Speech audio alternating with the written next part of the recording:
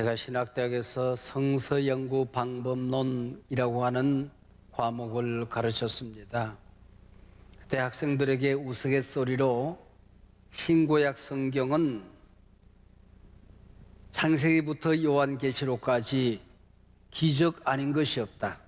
성경에서는 앞껍데기 한 장, 뒷껍데기 한 장 말고는 모두 기적이다. 그렇게 가르쳤습니다.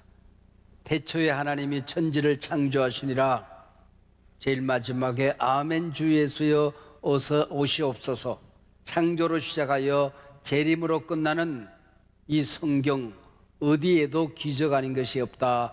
그렇게 가르쳤습니다. 기독교는 신비주의는 아닙니다. 그러나 참 신비한 종교입니다. 우리가 예수를 믿는 것은 이 땅에 살아가면서 어떤 기적을 경험하자고 믿는 것은 아닙니다. 그러나 기독교는 기적의 종교입니다. 우리가 하나님을 믿고 구원받고 나면 예수를 그리스도로 영접했다는 이 사실, 성령이 내 안에 와서 거한다는 이 사실보다도 더 엄청난 기적은 없는 것 같아요. 하나님은 솔로몬 성전도 작고 누추하고 더러워서 거기 계실 수가 없었습니다. 돌 위에 돌 하나가 남지 않을 만큼 모두 다 무너뜨리셨습니다. 이 우주가 하나님의 손바닥이요, 이 우주가 하나님의 발등상입니다. 근데 그분이 내 안에 와서 거하신다, 나와 함께 하신다, 이게 기적이 아니고 또 무엇이겠습니까? 그래서 세상에 기적이 많고 많지만은 내가 구원받았다는 기적보다도 더 큰 기적은 없는 것 같아요. 내가 하나님의 자녀가 되었다, 이 땅에 살아가면서 천국 백성이 되어서 살아간다, 이게 바로 기적이 아니고 무엇이겠냐 그 얘기지요. 영접하는 자 곧 그 이름을 믿는 자는 하나님의 자녀가 되는 권세를 주셨는데 우리가 영접함으로 내 마음 중심 왕자의 예수를 모시고 살아갑니다. 거기에 더하여서 우리는 예수님을 먹고 마심으로 내 몸 안에 우리 주님이 친히 와서 살아계신다고 하는 것입니다. 그래서 너희 몸이 하나님의 성전된 것을 깨닫지 못하느냐, 너희 몸 안에 성령이 우리 주님이 와서 거기 거하시는 것을 네가 깨닫지 못하느냐, 그렇게 성경은 얘기를 합니다. 우리 기독교는 예수님을 먹고 마시는 종교입니다. 다른 종교가 흉내낼 수 없는 귀한 교리들이 있습니다. 창조, 부활, 승만찬, 다 종교가 흉내내려 흉내낼 수 없는 기독교만이 가진 귀한 사실이요 진리가 아닐 수 없습니다. 오늘 본문 예수님과 제자들의 마지막 6월절 만찬 식사 자리입니다. 그러면 마지막에 하시고 싶은 말씀이 뭘까요? 지금까지 내가 너희에게 가르쳤던 말씀 잘 지켜야 한다, 서로 사랑해라, 교회를 잘 세워서 너희들이 충성해야 된다 하시고 싶은 말씀이 얼마나 많이 있었을까요? 근데 우리 예수님께서는 마지막 말씀, 나를 먹으라 말씀을 하셨습니다. 우리 기독교는 예수님을 먹는 종교이시요, 우리가 먹는다는 것은 참 신비한 일입니다. 내가 밥을 먹었는데 그 밥이 내가 되는 겁니다. 그 밥이 내 피가 되고 내 살이 되고 내 뼈가 되고 나 자신이 되는 거죠. 근데 우리가 예수님의 몸을 먹는다, 예수님의 피를 마신다, 바로 그 몸과 피가 내가 되는 것입니다. 주님을 먹고 마시는 신비한 교리가 우리 기독교 안에 있는 거지요. 자, 오늘 보면 6월절 만찬을 준비합니다. 우리 주님이 친히 이 만찬을 준비하고 계십니다. 제자들이 예수님께 찾아왔습니다. 6월절 만찬을 어디서 준비할까요? 그랬을 때 주님이 참 재미있는 말씀을 하세요. 성 안에 들어가면은 아무개를 만나게 될 것인데 그 아무개 집에 가서 6월절을 준비해라, 그렇게 말해요. 여기 아무나 이 말은 헬라 말로 데이나 그렇게 이름해요. 제가 이 데이나를 우리말로 번역할 때에 호남방언의 그 시기라는 말로 번역을 합니다. 그게 가장 정확한 번역인 것 같아요. 계백장군에 보면은 박중훈이가 시도 때도 없이 그 시기 합니다. 그 시기로 가서 그 시기는 그 시기 해보라. 그럼 다 알아들어요. 이 그 시기, 이 바로 아무개입니다. 성 안에 들어가면은 그 시기를 만난다, 아무개를 만난다. 무슨 얘기일까요? 우리 주님이 아는 인물이에요.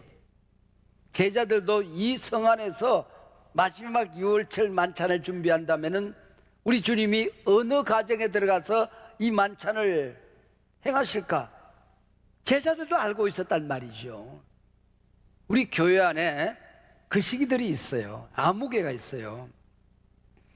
우리 교회에 이런 어려운 일인데 이런 일 누가 해결할까? 그 시기 하면 되잖아. 알아들어요. 우리 교회에 이런 일들을 누군가 앞장서서 해야 되는데 누가 할까? 그 시기 하면 되잖아. 우리가 안단 말이죠. 오늘 공동회를 통하여 우리 장로님 그리고 안수 집사님, 권사님을 피택하게 되었습니다. 주님이 알아요. 아무개예요. 그 시기예요.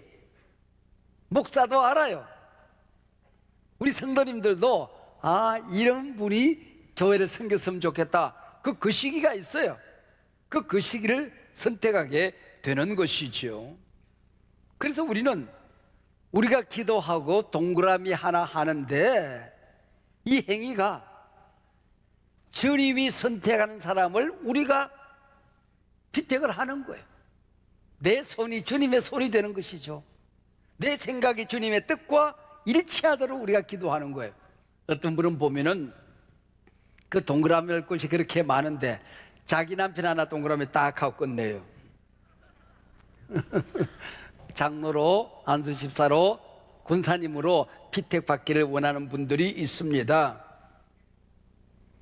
지금까지 하나님의 은혜가 크고 이걸 하나님 앞에 어떻게 갚을까? 하나님을 위하여 쓰임받고자 하는 열망이 내 안에 생긴 거예요. 교회 중심에 서서 교회를 위해서 가야 되겠다. 우리 교회를 가슴에 품고 평생 살아야 되겠다. 이 열망이 내 안에 일어난 거예요. 지금 전 세계에 부흥의 물결이 출렁이고 있는데 이것은 미국에 있는 조그마한 시골 마을이에요. 주민이 한 6천 명밖에 되지 않습니다. 그게 에즈버리 대학교가 있어요. 신학교도 있는데 이 부흥의 물결이 에즈버리 신학교에서 일어난 것이 아니고 유니버시티 에즈버리 대학교에서 일어난 것입니다. 거기서 일어난 물결들이 지금 전 세계로 출렁이며 번져가고 흘러가고 있는데 제 귀에 들리는 그곳에 있었던 주님의 임재 사건에 대한 해석이 들려와요. Hunger for God, 하나님을 향한 배고픔, 목마름, 열정. 이게 바로 21세기 성령의 물결에 있었던 신학적인 해석이에요. 내가 하나님 앞에 쓰임받고자 하는 hunger, 교회를 한소만 교회를 섬기고자 하는 거룩한 목마름, 배고픔, 이게 바로 우리가 임직자로 선택받기를 원하는 우리의 마음이 되어야 한다는 거지요. 우리가 구원받은 하나님의 자녀가 되었습니다. 우리가 집사가 되고 재직이 되고 또 하나님 앞에 기름 부어서 세움받기를 원할 때에 오늘 본문에 두 종류의 사람을 성경이 소개하고 있습니다. 첫 번째는 가룟 유다라는 인물이에요. 두 번째는 가룟 유다를 제외한 11 제자입니다. 가룟 유다는 오늘 본문 두 절 앞으로 가서 보면은 26장 15절에 예수님을 대제사장들에게 넘겨주어요. 내가 예수님을 너희들에게 넘겨주겠다. 그럼 너희들이 내게 얼마를 주려느냐 그래요. 거기에 생략된 헬라어의 단어 하나가 있어요. 모이라는 단어입니다. 나를 위하여 내게, 그런 뜻이죠. 나를 위하여 내게, 모이라는 단어입니다. 근데 가룟 유다를 뺀 11 제자들이 예수님께 유월절 만찬을 어디서 준비할까요? 그랬을 때 우리말 번역에 생략된 헬라어 단어가 하나 있어요. 소이라는 단어입니다. 이 소이라는 단어는 당신을 위하여 그런 뜻입니다. 주님을 위하여 그런 뜻입니다. 이 모이라는 단어와 소이라는 단어 엇비슷하게 생겼는데 전혀 정반대되는 라이프 스타일, 정반대되는 가치관, 삶의 목적을 가르쳐주는 소중한 단어입니다. 구원 받았는데, 기름 부음 받고 임직했는데, 이 땅에 하나님의 자녀로 살아가는데 모이의 존재가 있고 소이의 존재가 있다고 하는 겁니다. 더러운 이익을 위하여, 자기 욕망을 위하여 하나님을 믿는 신앙생활은 사람이 있을 수 있다는 거예요. 그게 이루어지지 않을 때에 주님을 배신하고 그 더러운 욕망을 채우기를 원했던 사람이 모이 가르쳐주다는 것이죠. 주님 뭐라고 말씀하십니까? 그 사람은 차라리 태어나지 않으면 좋을 뻔했다, 그렇게 말해요. 주님의 제자로 선택받았는데 차라리 태어나지 않으면 좋을 뻔했다는 것입니다. 그러나 11 제자는 소이의 존재로 살아가는 것입니다. 밥 한 그릇을 먹어도, 잠을 자도, 돈을 벌어도, 건강해도, 이 땅에 하루를 더 살아도 소이, 하나님을 위하여, 하나님의 영광을 위하여, 교회를 위하여, 교회의 부흥을 위하여. 할렐루야. 헨리 나우인이라는 사람은 오늘 본문을 주석하면서 대단히 재미있는 주석을 했습니다. 오늘 본문 마태복음 26장 26절에 보면은 4가지 동사가 나옵니다. 주님께서 떡을 가지사, take라는 단어입니다. 두 번째는 떡을 축복하시고 bless라는 단어입니다. 세 번째는 떼어, break라는 단어입니다. 주니라, give라는 단어입니다. 이 4 단어는 우리가 구원받은 내가 어떤 존재인지, 내가 어떻게 구원받을 수 있는지, 구원받은 다음에 어떻게 살아야 되는지를 가르쳐준다.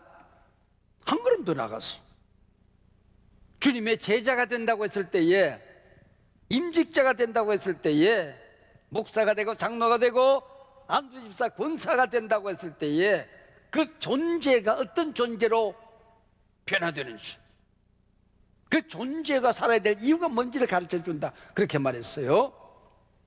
여러분, 예수님께서 떡을 가지사 그러셔, take. 여러분, 성만찬에 쓰임받는 떡이 어떤 떡일까요? 예쁜 떡? 맛있는 떡? 잘생긴 떡? 비싼 떡?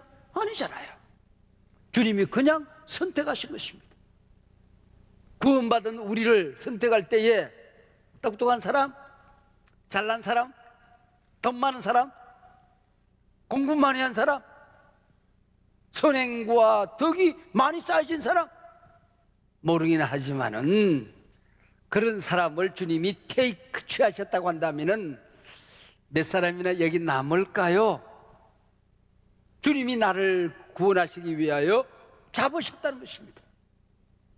임직자로 선택하는 것도 하나님이 하시는 거예요.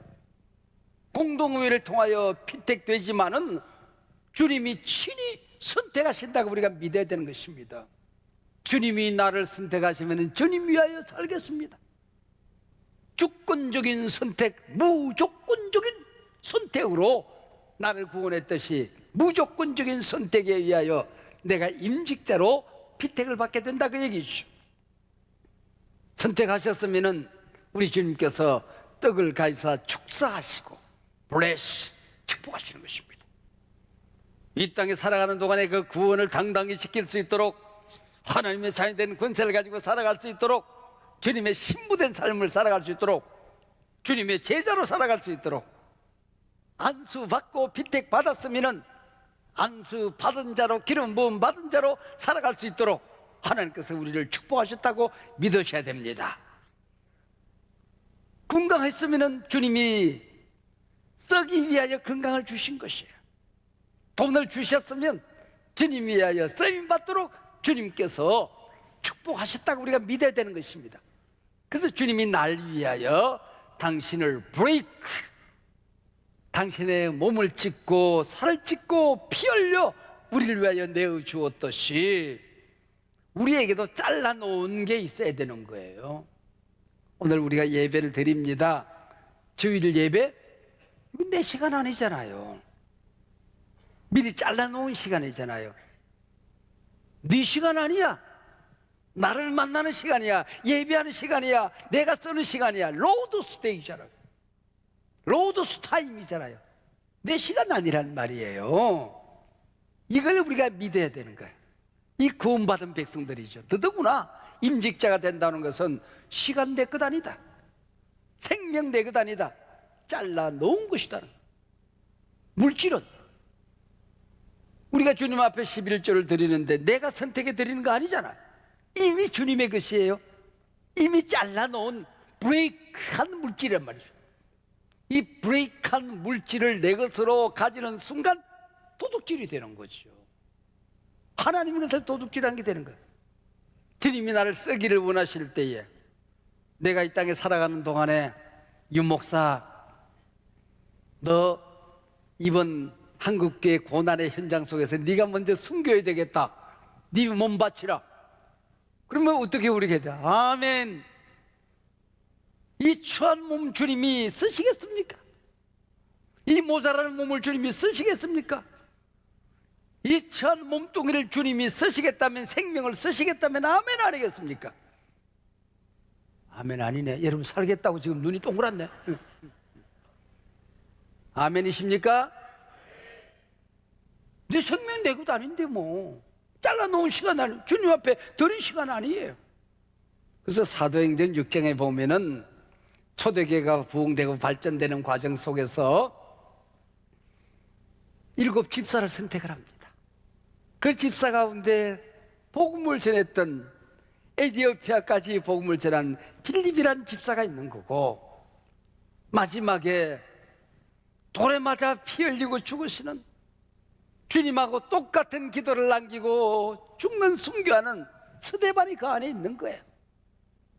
여러분, 교회를 섬길 때에 이런 인물들을 우리가 기다리고 있는 것 아니겠습니까? 사도행전 6장에 집사를 선택하는데, 집사를 선택하게 된 백그라운드, 배경이 나와요. 교회가 할 일이 많아지니까 사도들은 복음을 전하는 일, 말씀을 증거하는 일, 기도하는 일, 신령한 일을 감당하게, 우리가 다 나머지 사역을 우리가 감당하자. 재정적인 걱정 저분들이 하지 않도록 하자. 물질 헌신은 우리가 하자. 앞장서서 하자. 부지런히 사업하자. 교회에 재정적인 어려움이 없도록 하자. 뿐만 아니라 많은 사역, 구제 사역, 교회에 잡단 사역 우리가 감당하자. 그래서 집사를 세우는 것 아닙니까? 어떤 사람을 세웠습니까? 3가지 조건을 보았습니다. 기도하고, 첫 번째는 성령 충만한 사람이었습니다. 2번째, 지혜가 충만한 사람이었습니다. 3번째, 칭찬 듣는 사람 가운데 우리가 피태가자 그래요. 여러분, 이 성령 충만한 사람이 누군지 초대교회가 알았어요. 지혜가 넘치는 사람 누군지 알았어요. 칭찬 듣는 사람 알았어요. 여러분, 말 한마디 하는 거 보면, 교회를 섬기는 거 보면, 여러분 세상을 섬기는 거 보면 안단 말이에요. 이 사람을 우리가 선택하자 그런 것입니다. 그래서 우리가 주님 앞에 선택받는다는 건 대단히 두려운 일이지요. 오늘 우리가 공동회를 통하여 이 귀한 일꾼들을 우리가 피택하게 되었습니다. 우리 피택 후보자들을 몇몇을 두고 지난 1-2달 동안 기도하는 가운데 하나님 앞에 감사가 있었어요. 야, 그때마다 이렇게 귀한 일꾼들이 우리 교회에 그때그때 세워지면서 오늘의 우리 한소망교회가 있었구나 하는 걸 생각하니까 너무 감사해요. 지난 32년 동안 이 피택 행사를 통하여 시험 든 사람이 없었어요. 피택 끝나고 난 다음에 술렁술렁하는 게 없었어요. 단 한 번도. 단 한 건도. 이게 하나님의 은혜가 아니고 무엇이겠습니까? 여러분, 교회를 섬기다 보면 사람들이 모인 곳에 왜 문제가 없겠어요? 왜 불만이 없겠어요? 왜 갈등이 없겠어요? 초대교회에서 있었던 사건이라고 그래요. 선교사님들이 복음을 전하는 데에 선교사님 곁에서 부목사 겸 그리고 장로님 겸 이런 역할을 감당하는 조사라는 직분이 있었습니다. 교회에서 생활비를 받는 사람도 있었고 또 농사를 지으면서 세상 일을 하면서 조사 역할을 하는 사람들도 있었습니다. 조사 중에 한 사람이 교회 여러 가지 갈등과 문제 속에 휘말려 들어가서 교회를 떠나게 되었어요. 시험에 들려서 걸려 넘어졌어요. 그러면 옛날 버르장머리가 나오는 겁니다. 주일날이 됐어요. 땡그랑 땡그랑 종을 치는데 교회는 안 가고 주막에 앉아가지고는 술을 마시고 앉았어. 혼자 앉아서 한 잔 마시고. 근데 마침 그때에 무당이 구슬하고 있었어요.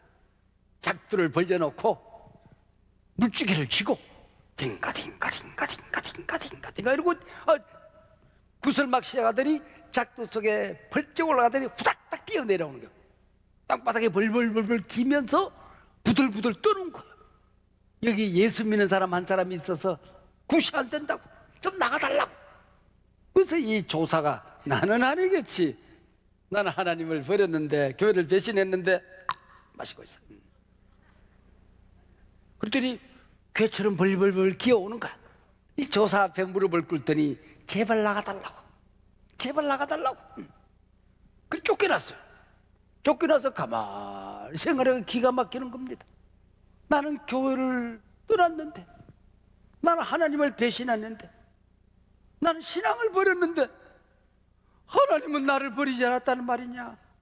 하나님은 나를 떠나지 않았다는 말이냐? 하나님이 나를 폐기처분하지 않았다는 말이냐?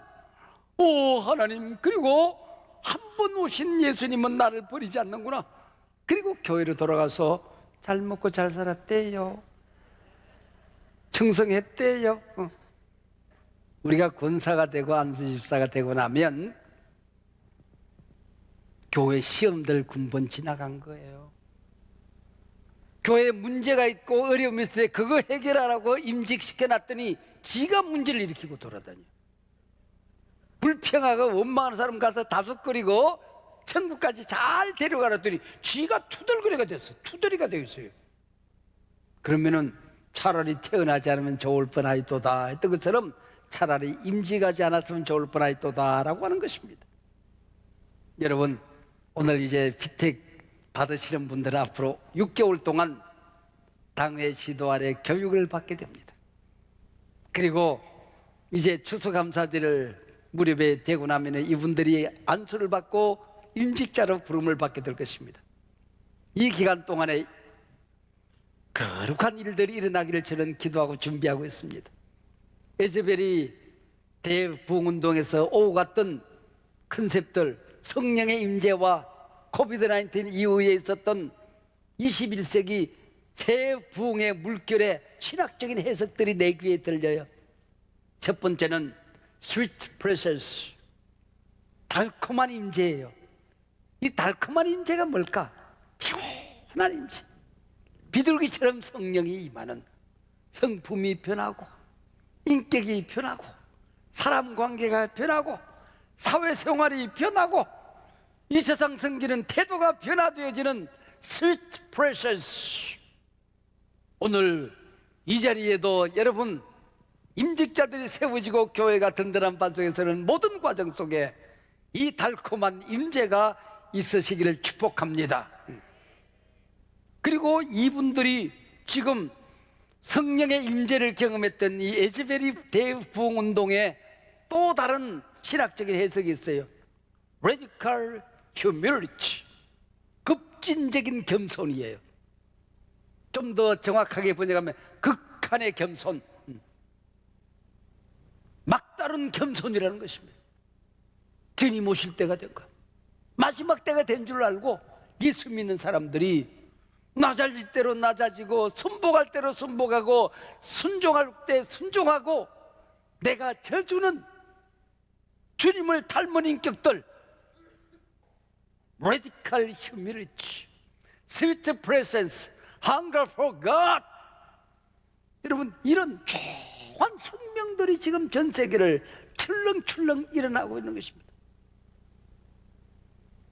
지금까지도 우리가 피택하고 임직하는 시간들이 있었지만은 이 위기의 때에 세워지는 일꾼들을 통하여 이 거룩한 성령에 대해 부흥의 물결이 우리 교회 안에, 우리 시대 안에, 한국교회 안에 넘실되기를 기대합니다. 축복합니다. 여러분들이 경험할 수 있기를 주의 이름으로 축복합니다.